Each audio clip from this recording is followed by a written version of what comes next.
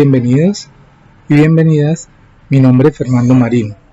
Una decisión lógica y correcta se puede lograr solamente cuando primero se define el problema real y básico.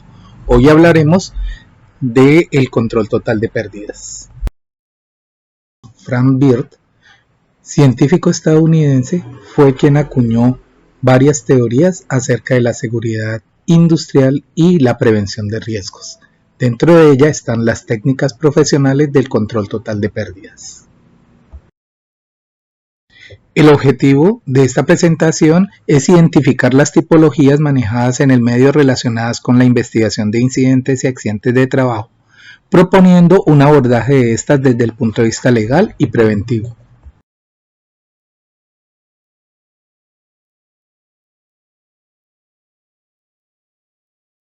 Es importante para hacer una buena gestión de las investigaciones desde el punto de vista preventivo, focalizarse en los objetivos preventivos del proceso de investigación y no buscar culpables, no busque culpables dentro de la investigación.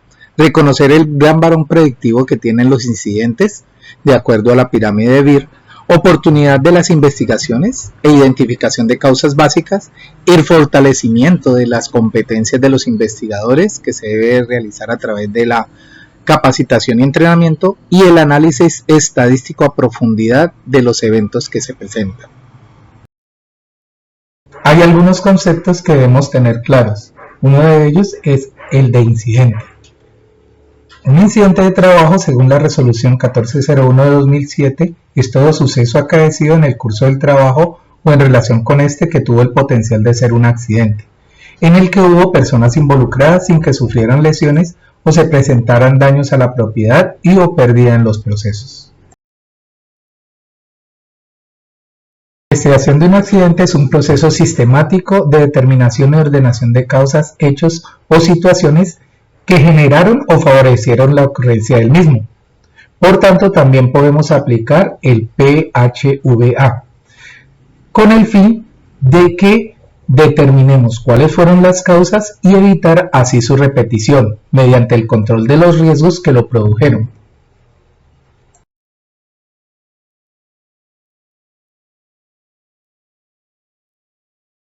Toda investigación debe contar con un equipo investigador, que debe estar conformado por el jefe inmediato o supervisor del área donde se accidentó el trabajador, representante del COPAS y el encargado del sistema de gestión de seguridad y salud en el trabajo.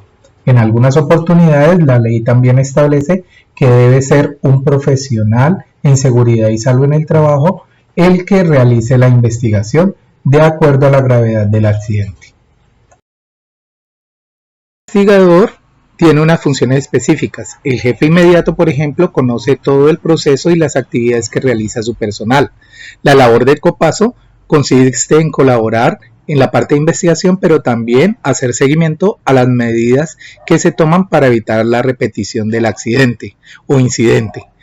Y el encargado de seguridad y salud en el trabajo colabora en la investigación y el análisis de las causas del incidente o accidente de trabajo y realiza el plan de acción que se haya concertado para que no se repita el evento. Para poder realizar una investigación de accidentes e incidentes laborales, debemos de tener unos pasos claros. Lo primero es tomar el control del área, no permitir que nadie ingrese y que no se puedan alterar las pruebas. Formar el equipo investigador, recoger la evidencia a través de diferentes documentos, entrevistas, determinar y analizar las causas, tanto básicas como inmediatas, realizar las acciones a través del plan de acción que debemos de realizar y reportar las lecciones aprendidas divulgándoselas a todos los empleados para que no se vuelva a repetir la situación y hacer un seguimiento de la implementación de todas estas medidas.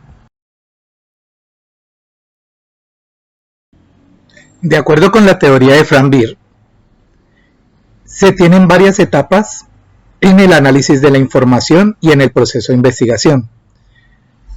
El primero sería las pérdidas, que es básicamente el accidente o incidente, luego el incidente, que es el contacto, luego las causas inmediatas, que son los síntomas, las causas básicas, que es el verdadero origen del accidente o incidente, y También la falta de control que tiene que ver con la administración o las medidas que yo debo tomar como estándares, procedimientos, etc.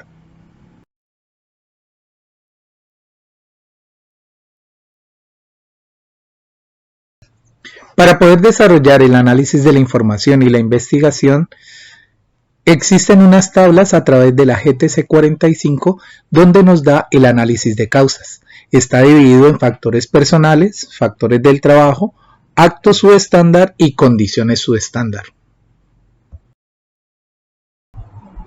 Para entender mejor de lo que estamos hablando sobre la investigación y las causas, vamos a hablar sobre un incidente. El trabajador Federico López, después de ir al baño, se devuelve sin casco a su sitio de trabajo. Pasa al lado de un andamio que está ubicado en el pasillo y sigue unos metros.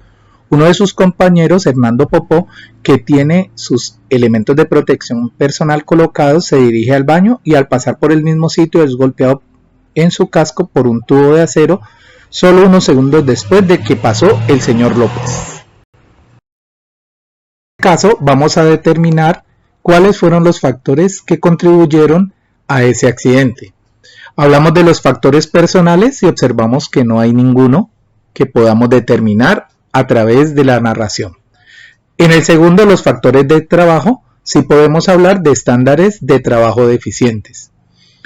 En lo tercero, en actos subestándar, él no llevaba el casco, por lo tanto es omitir el uso de equipos de protección personal. Y en condiciones subestándar no podemos determinar tampoco a través de la narración alguna condición que se haya presentado. Cuando observamos el ejemplo anterior, vemos que estamos hablando de un incidente, de un contacto, donde las personas, la propiedad o el proceso entran en contacto con algún tipo de energía o sustancia, produciendo una situación que denominamos incidente.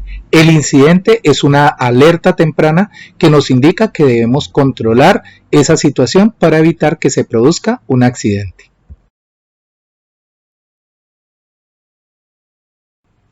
Es necesario notar que la primera parte es la pérdida, cuando la persona o la propiedad o el proceso entra en contacto con la fuente del riesgo y reciben la energía que éste emitió, causando algún daño. En esta etapa normalmente se hacen los primeros auxilios médicos o la respuesta a emergencia o el plan de contingencia para procesos críticos y de propiedad.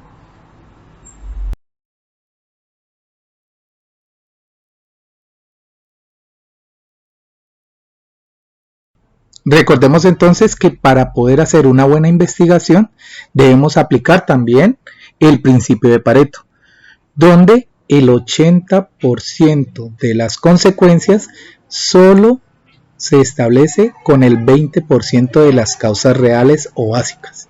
Por tanto, es importante llegar a las causas reales o básicas para poder controlar los riesgos.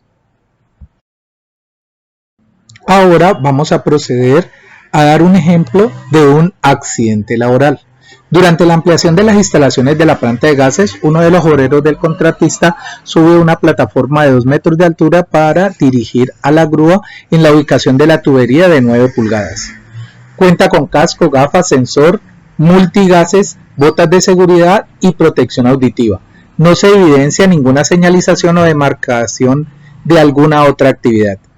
Mientras el contratista realiza esta actividad, en un área cercana, 3 trabajadores de mantenimiento de la empresa, aprovechando la parada, inician un proceso de ajustes de la tubería. Ellos cuentan con traje completo, autocontenido con full face, botas de seguridad y casco. Ascienden a una plataforma que soporta una unión de la tubería y comienzan aflojando los pernos para que salga el gas acumulado, H2S. El trabajador del contratista empieza a sentirse mareado y el multigase se empieza a sonar y a vibrar y a emitir luz intermitente. El trabajador finalmente pierde la conciencia y los trabajadores de mantenimiento se dan cuenta y ajustan nuevamente la unión de la tubería y se dirigen a la atención del contratista.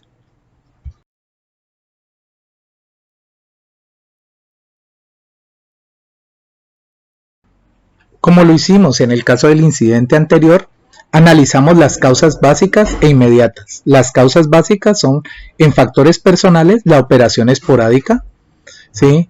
En los factores de trabajo, evaluación deficiente de las necesidades y los riesgos, y en las causas inmediatas, las condiciones subestándar, carencia de equipo de protección personal necesario en el caso del contratista, y en los actos subestándar, omitir la colocación de avisos y señales de tarjetas, etcétera, de todo lo que debía de advertir al contratista de que se iba a realizar la otra operación. Finalmente, para el informe de la investigación es necesario hablar el lenguaje de la gerencia, o sea, hechos y datos. Debemos de tener entonces un formato establecido por la empresa y debe estar firmado por todos los que intervinieron en la investigación. Acciones inmediatas y correctivas, o sea, el plan de acción. Acciones preventivas, que también debe estar dentro del plan de acción. La divulgación de la lección aprendida.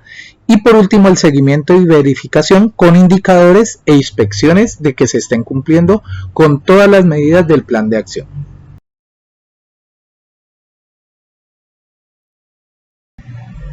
Agradecemos a ustedes su atención y les recordamos que cualquier inquietud adicional lo pueden hacer a través de nuestras redes sociales. Con mucho gusto estaremos dándole solución a sus inquietudes.